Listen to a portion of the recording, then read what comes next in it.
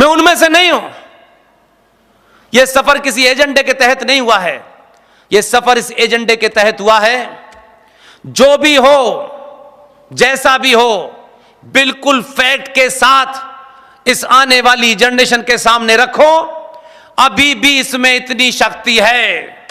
कुछ बुजुर्ग थक गए होंगे, कुछ संगठन थक गए होंगे, जिनको लगता है कि लड़ते लड़ते हम थक गए हैं, इसलिए अब उन्होंने नई नई परिभाषा दी है कि हमारा तो डीएनए 40,000 साल पुराना है। इस्लाम 1400 साल पहले पैदा हुआ, लेकिन डीएनए हमारा 40,000 साल है। दीवानगी का आलम तो देखिए। फिर बयान आता है इस्लाम के बगैर हिंदुत्व अधूरा है। यह हमें आज ही पता चला, यह हमें आज ही पता चला। माफ कीजिएगा, बहुत लोगों को बुरा लग सकता है।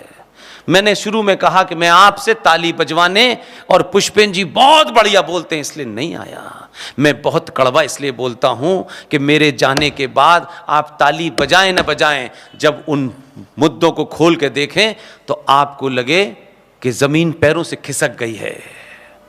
इसलिए कहने आया हूं, कभी वोट मांगने नहीं आया हूं आपसे, किसी की सिफारिश लगाने नहीं आया हूं। उसके अंदर लिखा गया कि वक्फ बोर्ड नाम की एक दुकान है, उस वक्फ बोर्ड प्राइवेट बॉडी है, लेकिन वक्फ बोर्ड के 2 कौड़ी के उस आदमी को यह ताकत दी गई है,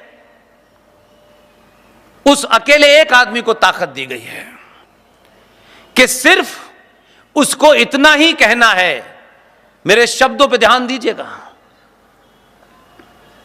वक्फ प्रॉपर्टी बोर्ड जो एक प्राइवेट बॉडी है, वो सरकारी कर्मचारी को आदेश दे सकता है, और सरकारी कर्मचारी को उसका आदेश मानना है।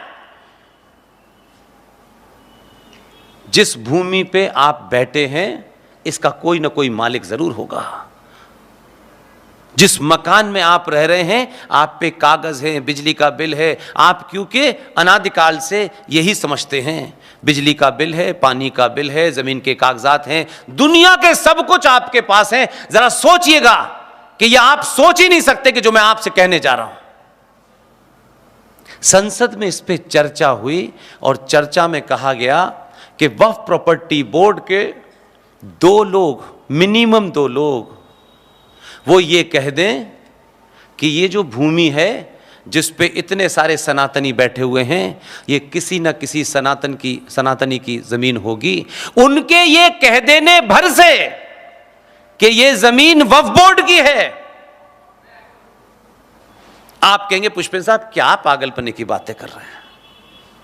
उसमें यही लिखा है, उनको सिर्फ यह कहना है कि यह जमीन वक्फ बोर्ड की है। यहीं पे नहीं रुके, जिसकी यह जमीन है उसके पास इसके कागज हैं, आपका मकान है, आपने बड़ी मेहनत से पिताजी की पेंशन से बचा कर चाहे बनाया होगा, उनकी याद में सब कुछ रखा होगा। यहां पिताजी सोते थे, यहां नाना हमारे थे, यहां ये तमाम सब कुछ आपके घर में वो धरोहर है।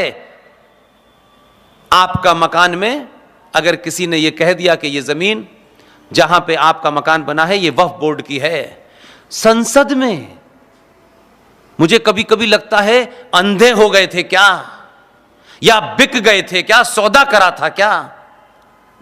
एक भी नहीं निकला। उसका सेक्शन 35 ये कहता है कि जब उन्होंने ये कह दिया कि ये जमीन वक्फ बोर्ड की है, तो उनको कुछ नहीं करना है, क्योंकि इस देश का सनातनी तो उनकी खिदमत में लगा हुआ है। यह कहने के बाद अगर आपने इस जमीन को खाली नहीं किया, तो आपको कानूनन तौर पे जो संसद में पास हुआ है, आपको इनकोचर बताया जाएगा। इस जमीन पे कब्जा करने का आरोप लगेगा आप पे।